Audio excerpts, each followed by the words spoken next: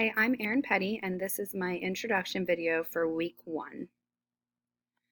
My teaching career, currently I teach 9th and 10th grade life skills at Hempfield High School, and those are some of my students from this year. So mostly my students have intellectual disabilities, some autism, and we focus on very functional academic and life skills. I teach ELA, math, and pre-vocational skills. For 3 years before this, I was previously a 7th and 8th grade learning support teacher at Landisville Middle School. Why STEM? Well, I started by choosing the Technology and Innovation Master's Program at Millersville, and I chose the STEM endorsement because I really thought it could help my students in a lot of different ways. It's very motivating to students because it's often very interesting to them. It engages them. It's very hands-on. It utilizes and fosters a lot of important skills such as problem solving, perseverance, creativity, and these are skills that they can use throughout their entire lives in all aspects. And it's also very easy to incorporate aspects of STEM into various subjects. So no matter what you teach, STEM can help you. Some of my interests and hobbies, spending time with my family and friends. That's my family there at one of our many weddings of this year. Traveling, the top right picture is from New Orleans this summer at the St. Louis Cathedral. I like to go to concerts, country concerts especially, like the picture in the bottom right is from Nashville. I love to read, cook, go to yoga, and of course sports, Baltimore Ravens and Baltimore Orioles fan. How do students learn science? Well, it starts by students understanding concepts and then in turn justifying those concepts, kind of defending them and explaining them, and then engaging in discovery learning.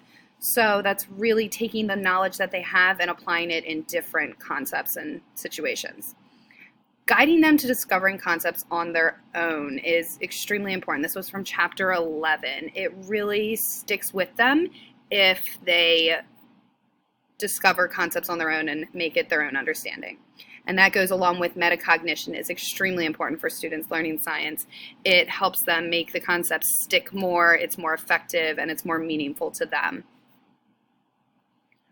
Some barriers to learning science are preconceptions. This was mentioned a lot in the readings. They're very difficult to change if students have misguided preconceptions on things. So that is something to address first.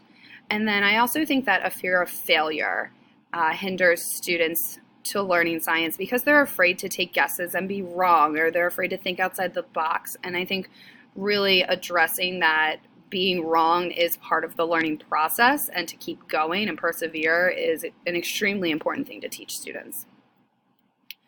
Science in my classroom, I focused on the different centered learning in chapter 1. And I definitely do learner-centered first in my classroom. I have to address the needs of my students with their disabilities, how they're going to learn, what they're capable of, and then encourage the risks and respect of the community-centered, and then really think about the knowledge and assessment. I also model a lot of strategies, such as self-monitoring. Science and just everything in my classroom is a lot about modeling. And finally, my STEM perspective is the coordination across disciplines and the combining disciplines mostly. I think all aspects of STEM are equally important and that they can be used all together. And I also think there should definitely be an emphasis on incorporating disciplines that are not addressed as frequently. So maybe if you don't have a class on engineering or you don't have a science class at the time, incorporating those into other aspects are very important.